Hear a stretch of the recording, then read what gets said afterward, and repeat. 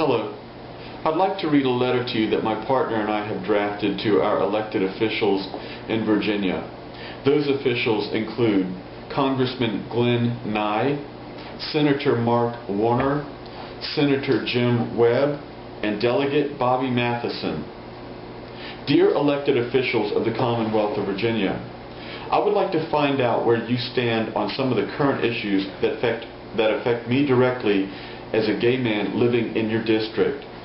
I would like you to know that I, for one, as well as my partner, and many others, are against don't ask, don't tell. Gay people that are willing to serve and die for this country should not have to lie. That raises code of ethics issues as well as honor code issues. Also, this country and this state both have DOMA. DOMA stands for Defense of Marriage Act, which is absolutely repulsive to me. You are allowed to marry the one you love. Why can't I? Your wife will be allowed to visit you and make medical decisions for you in an emergency, but I can't for the man that I love. Where's the fairness in that? You are capable of carrying your spouse on your medical insurance and also ensure that if she happens to die, she will be monetarily cared for through Social Security. But my partner and I do not have that same right.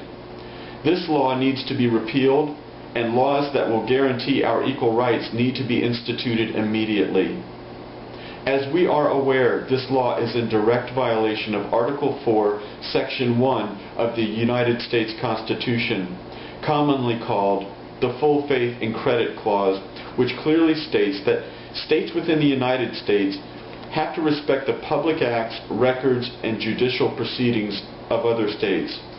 Similar to if you hold a Massachusetts driver's license, you're not just allowed to be a driver in Massachusetts, but in all of the other 49 states.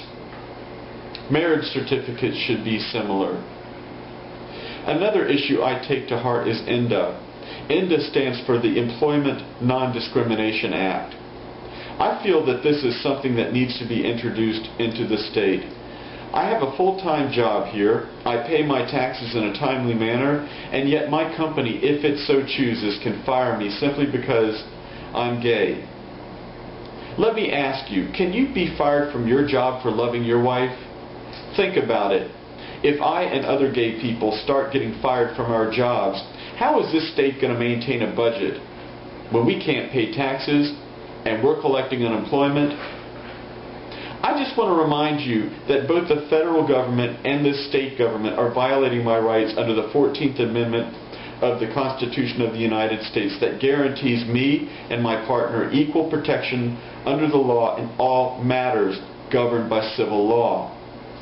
Lastly, although I have a private insurance carrier for my health needs, according to FamiliesUSA.org, a study indicates that there are more than 2 million people under the age of 65 in this state that do not have that benefit, and 81% of those are members of working families. It is time for our elected officials to come on board and give the people of not only Virginia, but the entire United States a strong public option in health care. Our elderly have medical insurance. It's called Medicare. Our military families have medical insurance. But more than 2 million people that work, pay taxes, and vote in this state do not. Don't they deserve this? Health care reform with a strong public option for health insurance is the best way to go. I would like to know what your plan of action is in these matters. I intend to vote in November, but I also intend to voice my opinion and tell my friends, my families, my neighbors, and co-workers who in our government is with us and who will be against us. And they tend to agree with my partner and I that it is time for our elected officials to work for us and not against us. I and others like me are tired of being treated like second-class citizens, and it is far past time for our delegates and representatives and senators to actually represent us and not represent the ideology of someone stuck in last century's prejudice. Thank you.